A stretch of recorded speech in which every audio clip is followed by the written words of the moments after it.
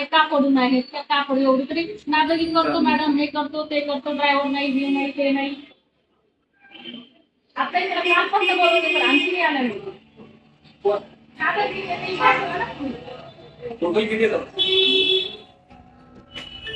चालू परिस्थितीत कोण आहे ते? आदर्श किती आहे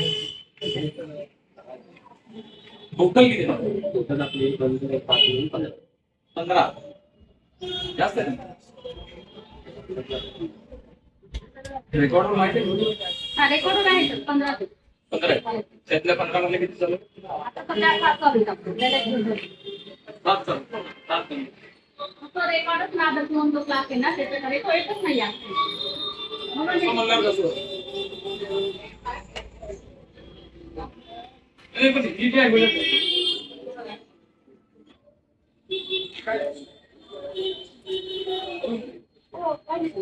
सगळ्यात महत्वाचं, बाहेर किती अँब्युलन्स लागले त्या बघा. प्रायव्हेट अँब्युलन्स साहेब, तुम्ही बाहेरच्या अँब्युलन्स बघत बाहेरच्या अँब्युलन्स जर बघितल्या तर 20 ते 25 अँब्युलन्स सिव्हिल पाशी उभे राहिले. आता ते चालू शकतात, पण हे पण चालवलं हरकत नाही नाही पण ते चालू शकतात म्हणजे ते चालवासाठी जे बंद आहे, बंद आहे. हे त्या चालू ठेवण्यासाठी हा बंद आहेत या सगळ्या अँब्युलन्स. ही बघा काय परिस्थिती, किती करोड रुपयाला घेतलेली अँब्युलन्स आहे, काय आहे. आणि बापूंनी मला तो दोन दिलेले आहे. मी दिलेली 2 अँब्युलन्स आहे, त्यातली एक अँब्युलन्स बंद आहे. हा आपली ट्रॉमा पण होती ना मोठी? नाही, 2 ही आणि साहित्य आपली सगळी नाही नाही, ट्रोमा नाही आपल्याकडे. आपल्याकडं नाही आहे. नाही. आहे. एक एसी वाले आहेत, या बाकीचे एसी वाले कुठल्या? त्या 2 आहेत. या चालू आहेत का? चालू सगळे चालू. फक्त ह्या 5 गाड्या बंद आहेत कोविड पासून. या 5 गाड्या मला सांगा,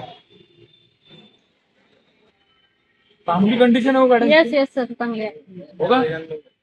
अहो, लोकांना वंचित ठेवतोय आपण या सगळ्या गोष्टी करत. एकदम कटाकट आहे ही अँब्युलन्स. आधीच करून दिलं.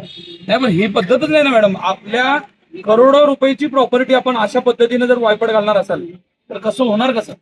आणि एकीकडे लोकांना सुविधा नाहीत म्हणून, सर्वसामान्य माणसांना पैसे नाहीत म्हणून मुलकाची अडचण आहे. आता जे आपण म्हणतो ना, कोविड नंतर डिमांड कमी झाली. डिमांड कमी झाली तर चला डिमांड दाखवतो. या ना या चला आपण इकडे बघू, डिमांड दाखवू. डिमांड कशी कमी आहे आणि काय. मॅडम इथे या. डिमांड जर असं बघायचं असेल तर प्रायव्हेट गाड्यांची लाईन बघूया. इमेजिन नाही करणार एवढ्या गाड्या. सगळं कारण फक्त तेच आहे. सगळं प्रायव्हेट ॲम्ब्युलन्स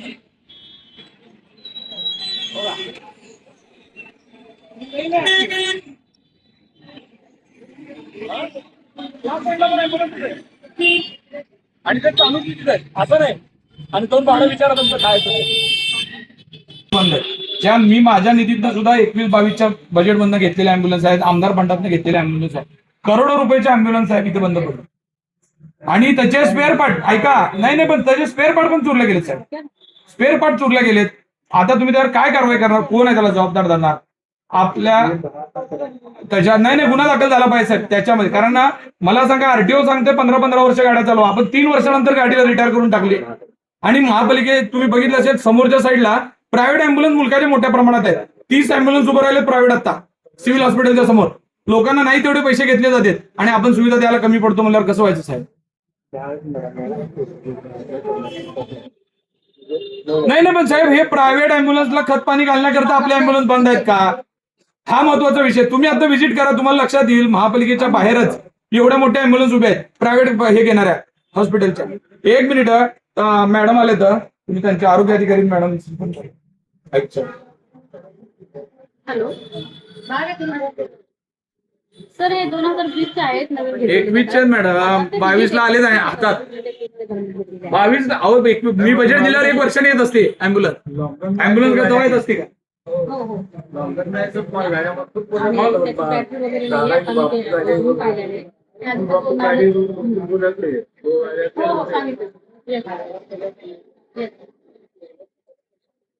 नाही, फौजदारी गुन्हा दाखल झाला पाहिजे साहेब. कोण जबाबदार आहे त्याच्यावर? हा, फौजदारी गुन्हा दाखल करा.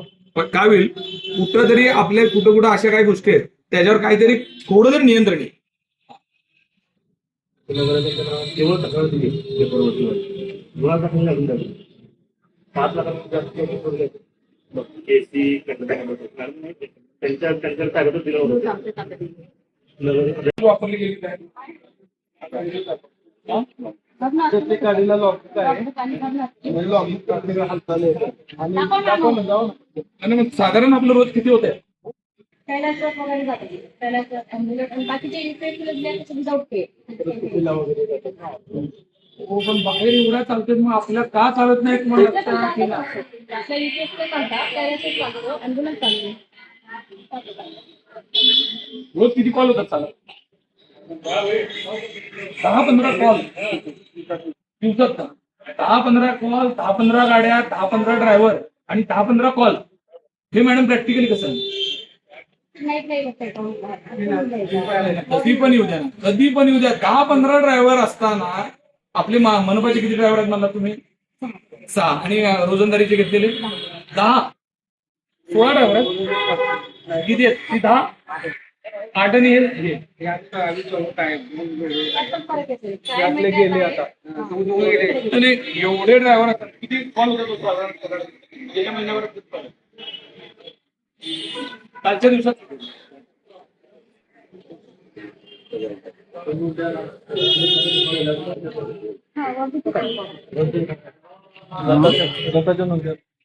बघा मॅडम काल 2 कॉल आहेत एका गाडीचे. मग तुम्ही एकत्र ठेवत नाही ना असं नाही. तुम्ही रोज गेली मॅडम त्यांच्याकडनं किती कॉल झाले त्याचं रेकॉर्ड तर तुम्ही तरी घेतलं पाहिजे की नाही. ऍटलीस्ट तुमच्याकडं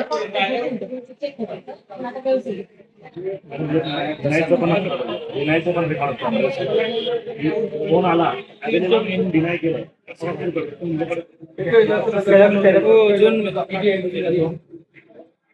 तर बापू एक गोष्ट सांगू का, इथले ड्रायव्हर एवढे आरोगंट आहेत ना. आता उमेश घोबडे यांनी सस्पेंड केलं होतं.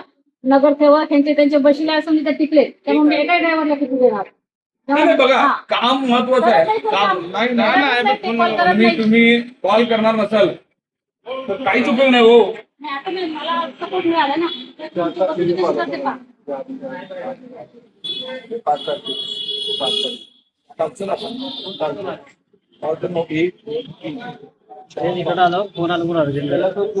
बघा 1 मिनिट म्हणजे आता एक गाडी 5 कॉल करते आणि एक दुसरी गाडी जी आहे ती एकच कॉल करते.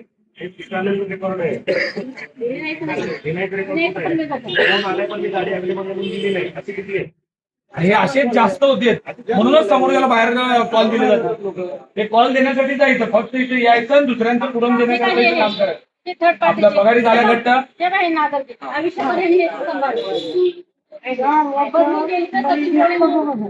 नाही गाड्या का बंद कसं काय बॅटरी करत होते 3 वर्षाच्या आत कसं काय बॅटरी करत होते काय काम हो 3 वर्षाच्या आत बॅटरी कशी जाते? ती 22 ला घेतलेली गाडी आहे 26 चालू आहे बंद कसं पडते गाडी? हीच प्रायव्हेट मधली गाडी यांची बघा यांच्या अँब्युलन्स बघा कसले आहेत काय परिस्थिती. कधीच्या अँब्युलन्स आहेत मॅडम? त्या तर अँब्युलन्सला ना 15 वर्ष झालेल्या डब्बा गाड्या आहेत सगळ्या. हा आणि त्या गाड्या चालतात ना आपल्याकडे चालत नाही तर आरोग्य खात्याला 15 वर्ष मी काय नुसतं पगारीचं मेळ घालायचं काम आहे काय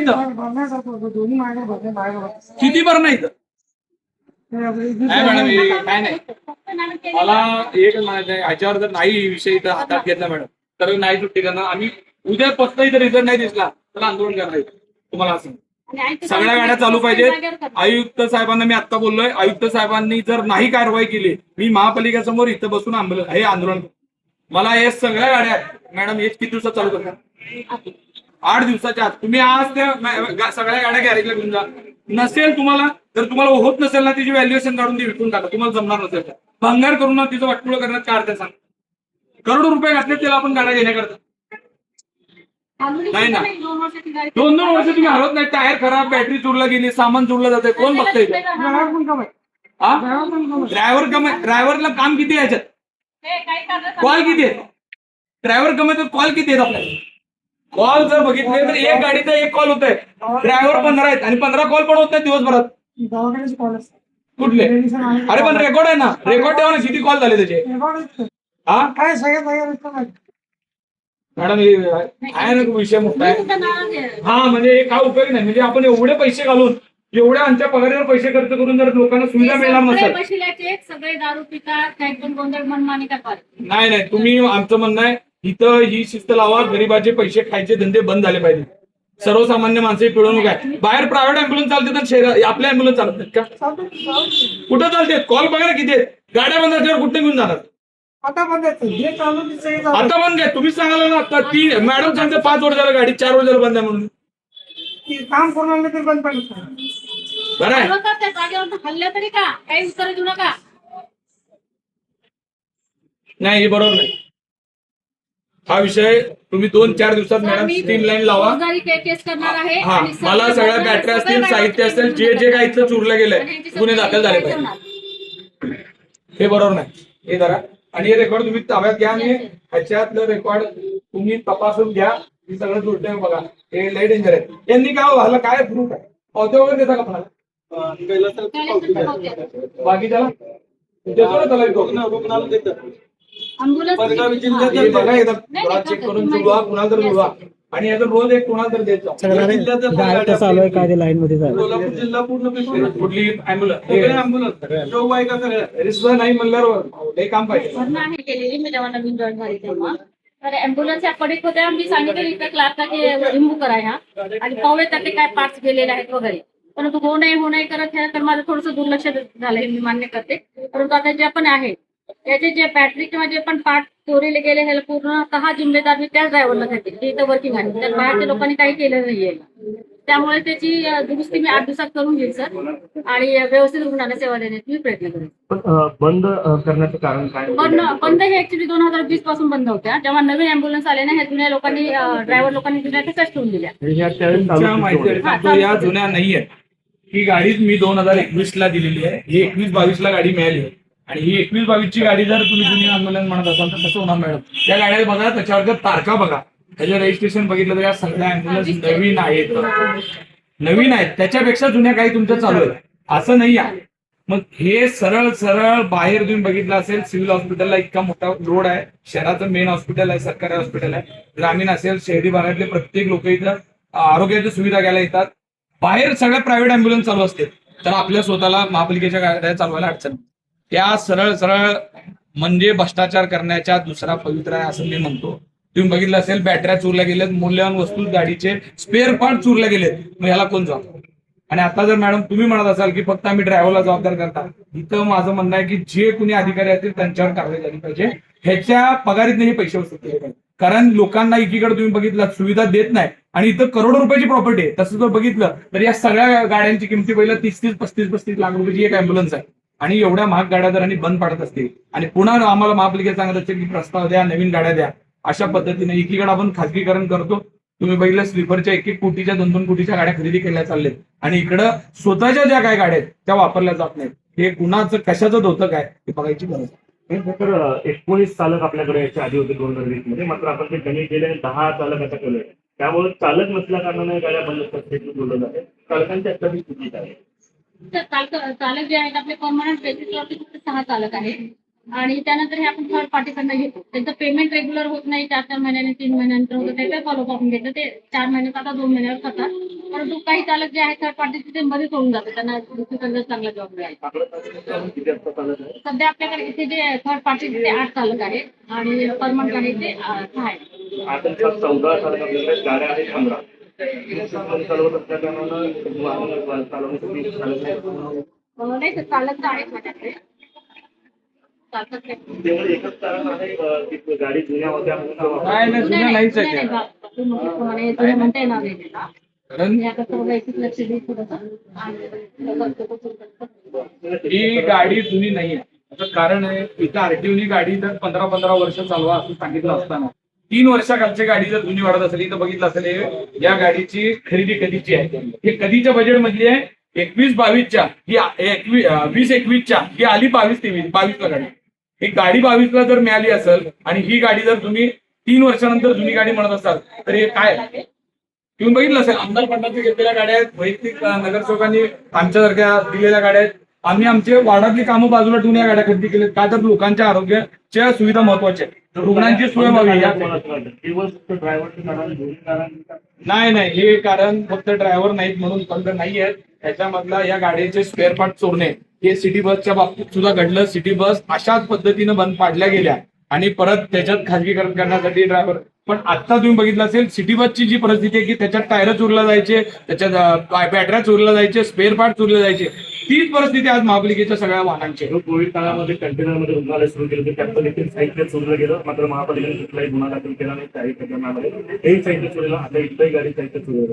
करोना काळातल्या जर गोष्टी आणि त्याच्यावर जर बोलायचं म्हणलं तर करोडो रुपयाचा प्रचंड मोठा भ्रष्टाचार झाल्याचे 100 उदाहरण माझ्यासमोर आहे. पण त्यावेळेस कुणाचाच कुणाला ताळमेळ नव्हता. बरेच ठिकाणी आपण कंटेनरमध्ये हॉस्पिटल चालू केलं. मी आज कितीतरी हॉस्पिटलला मॅडम तुम्हाला घेऊन जातो, तुम्ही पूर्ण तयार केलंय, पण आज एक दिवस सुद्धा 2-2 वर्ष झालं हॉस्पिटलचे हे तयार आहे, पण तिथं अजून एकही पेशंट तपासला गेला. म्हणजे इकडं शासनाचे करोड रुपये पाण्यात घालायचे, फर्निचर खरेदी करायचं, साहित्य खरेदी करायचं आणि एकही पेशंट तपासला नाही. असे आपला दवाखाना बाळासाहेब ठाकरे या जे सुरू केला त्याच्यामध्ये अजून अशी परिस्थिती. म्हणजे फर्निचर करण्यामध्ये, टेंडर काढण्यामध्ये सगळ्याला इंटरेस्ट आहे, पण पेशंट तपासण्यामध्ये आणि लोकांना सुविधा देण्यामध्ये कसलाच इंटरेस्ट महापालिकेला राहिलाय का नाही अशी परिस्थिती. आणि त्याच्या सगळ्या प्रकरणानंतर आता आरोग्य अधिकारी साहित्य पद्धत फौजदारी कारवाई आपण पुन्हा घेऊन आलेली आहे. नाही मॅडम, फौजदारी कारवाई झाली पाहिजे. या सगळ्या विषयामध्ये फौजदारी कारवाई झाली पाहिजे.